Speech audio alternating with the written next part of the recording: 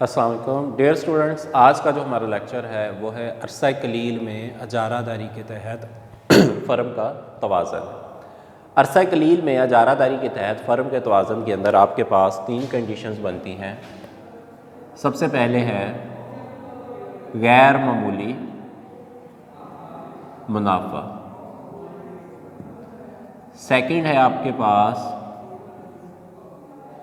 मामूली मुनाफा और थर्ड है आपके पास मामूली नुकसान।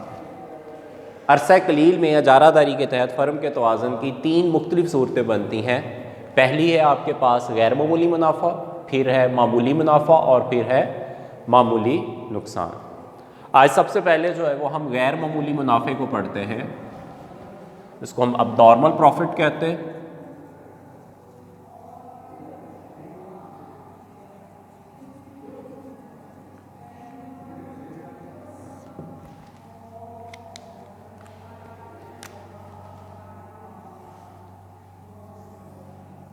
X axis, Y axis, origin. X axis के ऊपर हमारे पास जो है वो क्वांटिटी है, जबकि वाई एक्सिस के ऊपर हमारे पास प्राइस है, ए आर है और साथ में एम आर है आपके पास। अजारादारी के अंदर प्राइस और एम आर डिफरेंट होते हैं। ये प्राइस है, प्राइस बराबर ये आपके पास एम आर है और ये है आपके पास प्राइस और ए आर। जबकि मुकम्मल मुकाबले के अंदर प्राइस, ए आर और एम आर आपस में बराबर होते हैं, जबकि अजारादारी के अंदर एम आर जो होता है वो जल्दी गिरता है, एम आर की स्लोप ज़्यादा होती है बनिस्बत के ए आर और प्राइस के मुकाबले में। तो हमारे पास जो टॉपिक था वो था अब नॉर्मल प्रॉफिट है, गैर मामूली मुनाफा है, यानी कि आमदनी ज़्यादा है और अखराजात कम है। तो इसका मतलब है कि ये वाली जो आमदनी की जो लाइन है, ये जो प्राइस लाइन है आपके पास, इस प्राइस लाइन के ऊपर जब हम एवरेज कॉस्ट का खत बनाएंगे तो वो इस लाइन से नीचे होगा। तो ये आपके पास जो है वो एवरेज कॉस्ट का खत है। एवरेज कॉस्ट का खत एवरेज रेवेन्यू की लाइन से जो होगा वो आपका नीचे होगा। इसके डीपली पॉइंट में से जो होगा वो आपका एमसी का खत गुजरेगा। एक फर्म को तवाज़न वहां पर होता है जहां पर एमसी बराबर होता है आपका एम आर के। एक फर्म का तवाज़ुन कहाँ पर होगा? जहाँ पर एमसी जो होता है वो एम आर के बराबर होता है। इस जगह पर एमसी जो है वो एम आर के बराबर है, तो यहाँ पर फर्म का तवाज़ुन हो रहा है। इस जगह पर आपके पास आउटपुट डिसाइड हो रही है, ये क्वांटिटी डिसाइड हुई। अब इसी क्वांटिटी की लाइंस को आप ऊपर ले जाएं तो ये सबसे पहले किसको कट कर रही है? एवरेज कॉस्ट को। तो ये कॉस्ट डिसाइड होगी और फिर उसके बाद ये कट कर रही है प्राइस को, तो ये आपके पास प्राइस डिसाइड हो। तो ये ए पॉइंट बन गया और ये आपके पास बी पॉइंट बन गया। तो यहाँ पर प्राइस ज़्यादा है और कॉस्ट जो है वो आपके पास कम है। तो हमारे पास प्रॉफिट का फार्मूला होता है profit is equal to total revenue minus total cost है आपके पास। अब टोटल रेवेन्यू का फार्मूला होता है total revenue is equal to price multiply by quantity. अब प्राइस किसके बराबर है आपकी? प्राइस की जो मेजरमेंट होगी वो हम ओरिजिन से स्टार्ट करेंगे, ओ से लेकर पी तक, जबकि जो क्वांटिटी है वो आपकी ओ से लेकर क्यू तक। तो अगर हम ओ पी और ओ क्यू को मल्टीप्लाई करवाते हैं तो ये आपके पास बनेगा ओ पी ए क्यू बनेगा। तो ये बन गया आपके पास टोटल रेवेन्यू। उसके बाद नेक्स्ट है टोटल कॉस्ट। टोटल कॉस्ट का जो फार्मूला होता है वो है average cost multiply by quantity, क्योंकि यहाँ पर जो हम कॉस्ट ले रहे हैं वो एवरेज कॉस्ट की फॉर्म में आपके पास है, क्योंकि ये एवरेज कॉस्ट का खत है। तो ये वाला जो फार्मूला है बेसिकली जो ड्राइव हुआ है वो होता है एवरेज कॉस्ट का फार्मूला होता है total cost over Q. Q इस तरफ डिवाइड हो रहा है तो इस तरफ आकर जो होता है वो मल्टीप्लाई हो जाएगा। तो ये बन गया आपके पास टोटल कॉस्ट। तो टोटल कॉस्ट बराबर हो गया average cost multiply by Q. तो total cost is equal to average cost multiply by Q. अब एवरेज कॉस्ट आपके पास कितनी है? ओ से लेकर सी तक, जबकि क्वांटिटी आपके पास कितनी है? ओ से लेकर क्यू तक। तो ये बन जाएगा ओ सी और ओ क्यू को जब हम मल्टीप्लाई करवाते हैं तो ये आपके पास बनता है ओ सी बी क्यू। तो ये आपके पास बन गया टोटल कॉस्ट बन गया।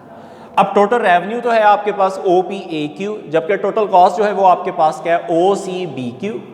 तो आप क्या करें, प्रॉफिट के फार्मूले में इसको पुट कर दें। प्रॉफिट का फार्मूला है total revenue minus total cost. अब टोटल रेवेन्यू है आपके पास O P A Q minus O C B Q. अगर हम ओ पी ए क्यू में से ओ सी बी क्यू निकाल दें तो हमारे पास जो एरिया बचेगा वो ये वाला है।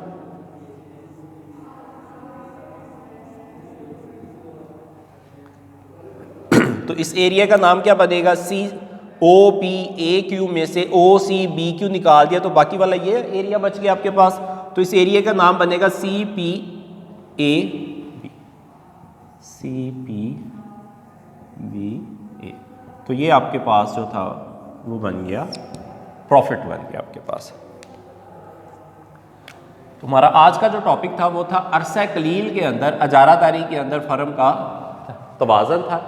अरसा कलील में अजारादारी के तहत जब हम फर्म का तवाज़न करते हैं तो हमारे पास 3 कंडीशंस बनती हैं। फर्स्ट आपके पास होता है गैर मामूली मुनाफा, सेकंड है आपके पास मामूली मुनाफा और थर्ड होता है आपके पास मामूली नुकसान है आपके पास। सबसे पहले हमने गैर मामूली मुनाफा जो है नॉर्मल प्रॉफिट जो है उसकी कंडीशंस को हमने डिस्कस किया। हमने एक्स एक्सिस और वाई एक्सिस को लिया। हमारे पास एवरेज रेवेन्यू की लाइन है। एवरेज रेवेन्यू और प्राइस जो होगी वो अजारादारी के अंदर जो थी वो सेम होती है, जबकि मार्जिन रेवेन्यू का जो खत होता है वो जल्दी गिरता है आपके पास। मार्जिन रेवेन्यू की जो स्लोप होती है वो ज़्यादा होती है। अब मुनाफा करवाना है तो ये जो आमदनी की जो लाइन है इससे नीचे आपकी कॉस्ट की जो लाइन होगी और इसके डीपली पॉइंट में से कौन सा खत गुजरेगा आपके पास, एमसी का खत गुजरेगा। एमसी जिस जगह पर एमआर को कट करके वहां पर फर्म का तवाज़न हो जाता है। अब जिस जगह पर ये तवाज़न हुआ वहां पर इक्विलिब्रियम पॉइंट्स बन गया, वहीं पर आपकी आउटपुट डिसाइड होगी और ये आउटपुट ऊपर जाते हो यहाँ पर एवरेज कॉस्ट को कट करिए, उसके ऊपर जो है वो एवरेज रेवेन्यू को और प्राइस को कट करिए। तो जिस जगह पर कॉस्ट को कट किया तो वो कॉस्ट डिसाइड होगी और जिस जगह पर उसने प्राइस को कट किया तो वो प्राइस डिसाइड होगी। तो उसके बाद फार्मूले के अंदर प्रॉफिट है, प्रॉफिट बराबर होता है total revenue minus total cost है। अब टोटल रेवेन्यू जो था वो बराबर है प्राइस मल्टीप्लाई बाय क्यू। अगर हम कीमत को क्वांटिटी के साथ मल्टीप्लाई करवा देते तो हमारे पास टोटल रेवेन्यू हासिल हो जाता है, यानी कि कुल हासिल हमें हासिल कितना हुआ है। तो प्राइस कितनी डिसाइड हुई है डायग्राम के मुताबिक ओ से लेकर पी तक। प्राइस कितनी डिसाइड हुई है ओ से पी तक, जबकि क्यू कितना डिसाइड हुआ है ओ से लेकर क्यू तक। तो अगर हम ओ पी और ओ क्यू को मल्टीप्लाई करवा देते तो ये बनेगा ओ पी ए क्यू बन गया, जबकि टोटल कॉस्ट क्या बन गया, average cost multiply by Q. तो ये वाला फार्मूला कहाँ से ड्राइव किया, तो ये बेसिकली एवरेज कॉस्ट के फार्मूले से हम निकालते हैं इसको कि एवरेज कॉस्ट का जो फार्मूला होता है वो टोटल कॉस्ट ओवर क्यू है आपके पास। अब एवरेज कॉस्ट को क्यू के साथ मल्टीप्लाई करवा दे तो ये क्या बन जाएगा, टोटल कॉस्ट बन गया। तो total cost is equal to average cost multiply by Q. तो एवरेज कॉस्ट कितनी डायग्राम में डिसाइड हुई है, ओ से लेकर सी तक, ओ सी और क्वांटिटी कितनी डिसाइड हुई है, ओ क्यू हुई है। अगर हम ओ सी और ओ क्यू को मल्टीप्लाई करवा दे तो ये बनेगा ओ सी बी क्यू बन गया आपके पास। तो प्रॉफिट के फार्मूले में पुट कर दिया कि टोटल रेवेन्यू बराबर total revenue minus total cost. तो टोटल रेवेन्यू क्या था, O P A Q minus O C B Q. तो ये क्या बन गया, सी पी बी है। ओ पी ए क्यू में से ओ सी बी क्यू निकाल दिया तो बाकी हमारे पास बच गया सी पी ए बी बन गया। तो ये बन गया आपके पास अरसा कलील के अंदर फर्म का इजारादारी के तहत जो था तवाज़न है और उसकी जो फर्स्ट कंडीशंस जो थी वो आपके पास गैर मामूली मुनाफा। तो ये इतना एरिया जो था वो ये अब नॉर्मल प्रॉफिट यानी कि गैर मामूली मुनाफा कहलाएगा। तो डियर स्टूडेंट्स अपना ख्याल रखिएगा। आज का हमारा लेक्चर यहीं तक है। अल्लाह हाफिज़।